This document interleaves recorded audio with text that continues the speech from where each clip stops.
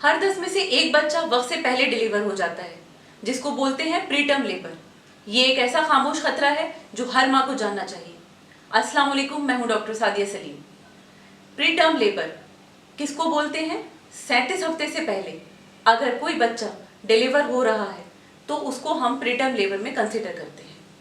इसकी बहुत सारी वजहें हो सकती हैं, जिसमें सबसे पहले हम कंसिडर करते हैं इन्फेक्शन। अगर प्रेगनेंसी के दौरान कोई इन्फेक्शन है तो उसकी वजह से भी प्रीटर्म लेबर हो सकता है।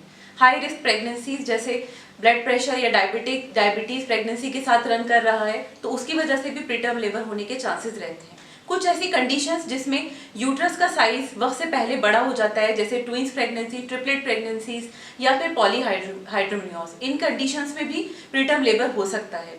इसके अलावा अगर माँ बहुत ज़्यादा स्ट्रेस लेती है तो उसकी वजह से भी प्रीटर्म लेबर होने के चांसेस रहते हैं। Previous pregnancy record, cervical incompetence या जिसको सर्विक्स का वीक होना भी बोलते हैं। तो ये थे कॉजेज। अब कॉजेज के साथ इनके कॉम्प्लिकेशंस को जानना भी उतना ही ज़रूरी हो जाता है।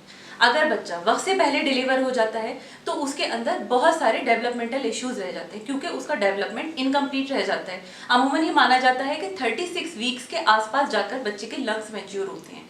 तो अगर बच्चा वक्त से पहले डिलीवर हो जाता है तो क्योंकि उसके लंग्स कंप्लीटली मैच्योर नहीं हो पाते तो उसको सांस लेने में प्रॉब्लम हो सकती है, आरडीएस हो सकता है, रेस्पिरेटरी डिस्ट्रेस सिंड्रोम हो सकता है और बच्चा एनआईसीयू भी जा सकता है, उसको ऑक्सीजन सपोर्ट की जरूरत पड़ सकती है। और क्योंकि बच्चे का लिवर भी प्रॉपरली डेवलप नहीं होता है, इसलिए उसको जॉन्डिस होने के चांसेस भी डिलीवरी के बाद बढ़ जाते हैं। इसके अलावा कुछ लॉन्ग लाइफ इश्यूज भी हो सकते हैं बच्चे को, जैसे हियरिंग, विजन या लर्निंग डिफिकल्टीज हो सकती है या सीपी का रिस्क भी बढ़ सकता है। और क्योंकि बच्चे का वजन कम रह जाता है तो उसकी इम्यूनिटी वीक होती है और उसको हर इन्फेक्शन जल्दी होने के चांसेस होते हैं।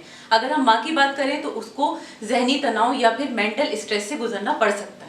अब क्योंकि हमने कॉजेज जान लिए, हमने उसके कॉम्प्लिकेशंस जान लिए, तो सबसे इंपॉर्टेंट पॉइंट है कि हम उसके प्रिकॉशंस भी जानें कि हम उन प्रीटर्म लेबर से कैसे बच सकते हैं। तो सबसे पहले हमें डॉक्टर के रेगुलर टच में रहना है, उनके बताए हुए स्कैन्स, टेस्ट और गाइडेंस को प्रॉपरली फॉलो करना है। प्रेगनेंसी के दौरान अगर कोई इन्फेक्शन आपको हो गया है तो उसको टाइमली ट्रीट करा लें अकॉर्डिंग टू डॉक्टर्स कंसल्टेशन।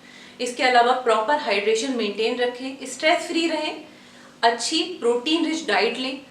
अगर प्रीवियस हिस्ट्री आपकी कोई है प्रीटर्म लेबर से रिलेटेड या फिर सर्विक्स अगर वीक रहा है आपका, पहले कोई डॉक्टर ने सर्जरी एडवाइस करी थी आपको आखिर के महीनों में, तो उसको भी टाइमली डॉक्टर को बता दें।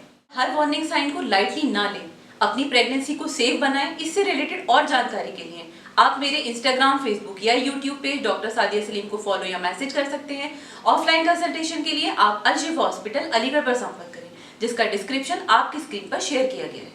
जब माँ रहे सतर्क तो हर मुश्किल हो बेअसर। Thank you. Allah Hafiz.